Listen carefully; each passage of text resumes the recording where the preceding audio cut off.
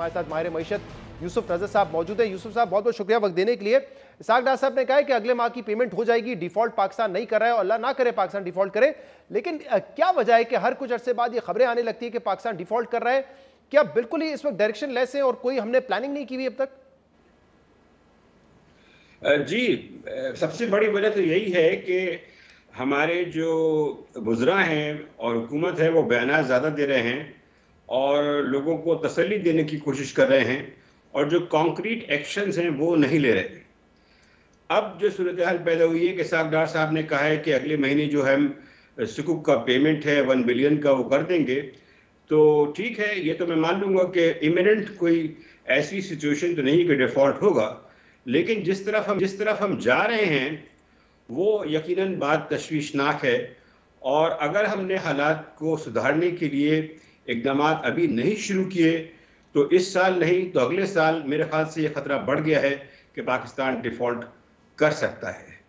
अभी भी जो IMF से मुज़ाकरात शुरू होने थे वो अक्टूबर के आखिर में होने थे, फिर उनको पोस्टपोन किया गया 3 नवंबर तक और अभी भी कोई डेट फाइनलाइज नहीं की गई है। अगर 2 हफ्ते में ये बात IMF से बातें तय नहीं हो पाती हैं तो ये जो 1.2 बिलियन डॉलर का जो IMF की किस्त जो है वो फिर डिले हो सकती है अगले साल जनवरी तक। और अगर ऐसा होता है तो जो दूसरे ममालिक से जो हमें वादा किया गया है कि मज़ीद इमदाद आएगी, जैसे चाइना और सऊदी अरेबिया, वो भी जो है डिले हो सकती है। अगर ऐसा होता है और फॉरेन एक्सचेंज रिजर्व्स और मज़ीद गिरते हैं तो यकीनन जो है सूरत हाल बहुत ज़्यादा ग्रिम हो जाएगी। और इसीलिए जो आप कह रहे हैं क्रेडिट डिफ़ॉल्ट स्वैप की, वैसे तो क्रेडिट डिफ़ॉल्ट स्वैप मैं नहीं समझता कि कोई प्राइमरी इंडिकेटर है, लेकिन मार्केट्स यकीनन ये जाहिर कर रही हैं, ये तशवीश जाहिर कर रही हैं कि हालात जो हैं वो अच्छे नहीं हैं और वो पॉजिटिव डायरेक्शन में नहीं जा रहे। तो मेरे ख्याल से उनको ये करना चाहिए था कि जो ये सबसे बड़ी जो चीज़ है हमारी वो है इंपोर्ट्स में ऑयल और एनर्जी। तो एनर्जी कट कंजम्पशन करने के लिए या फिर कंजर्वेशन के लिए जो इक़दाम करने चाहिए वो उन्होंने नहीं किए हैं और सारा जो है वो दारोमदार इस बात पर है कि हमें मज़ीद कर्जे मिल जाएं, मज़ीद इमदाद मिल जाए, लेकिन जिसे कहते हैं कि कोई रिफॉर्म एजेंडा अभी तक सामने नहीं आया है जो ये कहा जा रहा था कि इसाक डार साहब के आने के बाद होगा। और अभी देख लीजिए पिछले 6 हफ्तों में पाकिस्तान की जो करेंसी है उसकी कीमत में तकरीबन 3% की कमी वाक़ हुई है, जो 216 पे पहुंच गया था अब 223 के करीब पहुंच गया है। तो यकीनन जो करेंसी मार्केट्स हैं वो भी इस कंसर्न को ज़ाहिर कर रही है। तो यूसुफ नजर साहब, पहले तो हम दोस्त ममालिक के पास जाते थे, वहाँ से कुछ अरब डॉलर मिल जाते थे और हमारा काम चल जाता था। अब तो उन्होंने भी कह दिया, जैसे आपने भी फरमाया, कि जब तक IMF प्रोग्राम में रहेंगे और IMF से हमारा रिव्यू पास होता रहेगा तो ही वो मदद को करेंगे। तो इसके अलावा और मजीद ऑप्शन क्या है, क्योंकि एक्सटर्नल डेट हमारा बढ़ता जा रहा है, अब कर्जा कोई हमें देने के लिए तैयार नहीं है।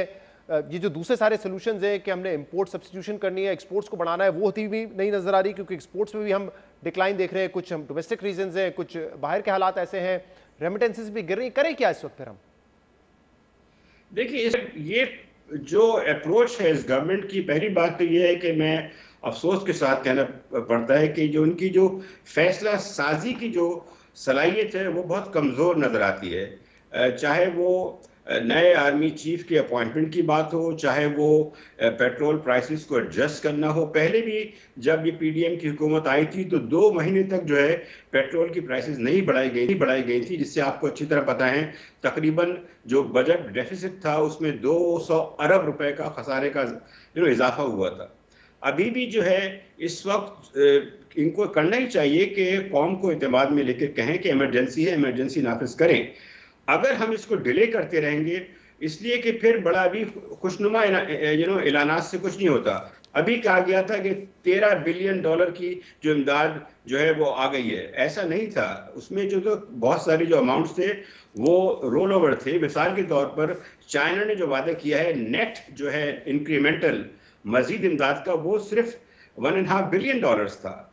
तो हेडलाइन से मीडिया में टिकट चलाने से तो मईशत नहीं सुधर सकती है। आपको टफ मेजर्स लेने पड़ेंगे और ये बताना पड़ेगा कौम को कि इस वक्त हकीकी सूरत हाल क्या है।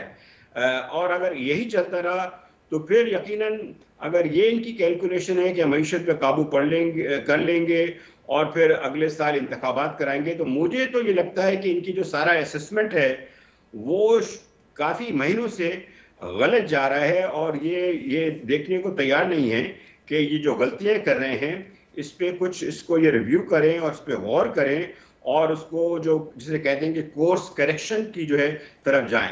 अगर ये नहीं जाते हैं तो फिर ऐसे तो जो माशी हालात हैं वो इतनी आसानी से काबू में नहीं आ सकते। और यूसुफ नजर साहब, ये हुकूमत माजी की हुकूमत पे तनकीद करती आई कि महंगाई बहुत ज़्यादा है। अब पिछले महीने अक्टूबर के भी जो नंबर आए छपे हैं, SPI इस हफ्ते 28% का है, यानी कि महंगाई पे भी कहीं से कंट्रोल पाते हुए ये हुकूमत नजर नहीं आ रही है।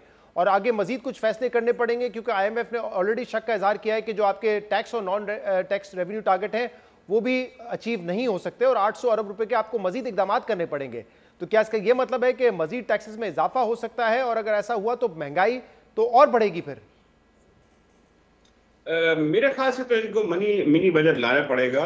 IMF वाले भी कह रहे हैं कि देखिए टैक्स रेवेन्यूज में जो इजाफा हुआ है वो रियल टर्म्स में ज़्यादा नहीं है बल्कि नेगेटिव है, इसलिए कि महंगाई इतनी ज़्यादा है कि 24% इजाफा कोई मायने नहीं रखता।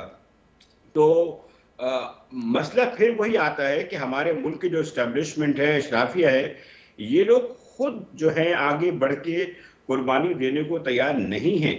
अगर ये खुद कुर्बानी देने को तैयार नहीं है तो फिर इनके पास जो है मॉरल जस्टिफिकेशन नहीं रह जाती कि वे लोगों से कहेंगे कुर्बानी दें। ये सबसे बड़ा मसला है जिसकी बात ही नहीं होती। बदकिस्मती से इसाक डार साहब ने सारी तवज्जो जो है वो एक्सचेंज रेट की तरफ रखी है, जो मेरे ख्याल से बहुत ही गलत फोकस है। मसला एक्सचेंज रेट का नहीं है। अब आप देख लीजिए कि जो पाकिस्तान को कर्जों का बोझ है वो 62 ट्रिलियन रुपीस तक पहुंच गया है, जो पिछले साल के GDP का तकरीबन 90% है।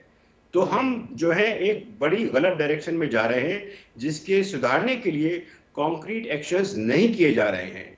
और इसको जो सियासी जो है वो कहा जा रहा है कि पहले उन्होंने गलती की थी PTI ने और अब हमने दुरुस्त कर दिया है। बात दरअसल ये है कि PTI की गवर्नमेंट ने भी कोई खास काम नहीं किया था, उन्होंने भी मुश्किलात में इजाफा किया था, और उन जो इजाफा किया गया था उसको सुधारने के लिए जिन सख्त इक़दाम की जरूरत थी अब खास तौर पे पिछले 2-3 महीनों में वो नहीं किए गए हैं, जिसकी वजह से IMF भी जो है वो मुतमईन नहीं है। और यही जो है अगर डिले हुआ तो फिर जो है आप देखेंगे कि रुपए की जो कदर है उस पर फिर दोबारा प्रेशर आएगा और उससे महंगाई में भी इजाफा हो सकता है। बहुत बहुत शुक्रिया।